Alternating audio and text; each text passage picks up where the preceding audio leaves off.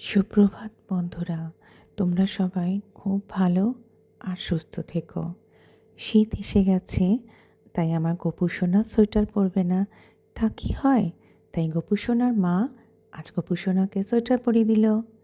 জানো তো বন্ধুরা, জীবনে এক একটা করে বছর চলে যায় আর দিয়ে যায় জ্ঞান আর অভিজ্ঞতা। একটু একটু করে বয়স বাড়ে আর তার সাথে নিজের একলা চলার পথটাও বেশ পাকাপোক্ত হয়ে ওঠে।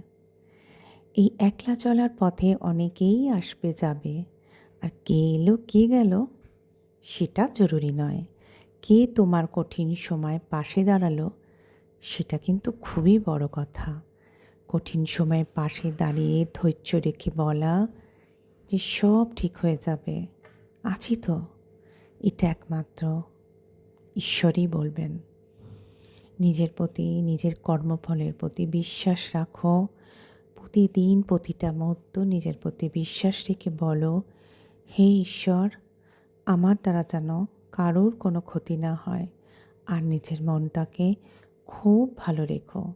হয়তো তোমার হাতের মুঠোতে যা আছে তা কেড়ে নিল কেউ, কিন্তু তোমার ভাগ্যে যেটা আছে না, সেটা নেওয়ার দায়িত্ব কারোর নেই। ভালো কাজ করো বন্ধুরা, তাই তোমরা খুব ভালো থেকো।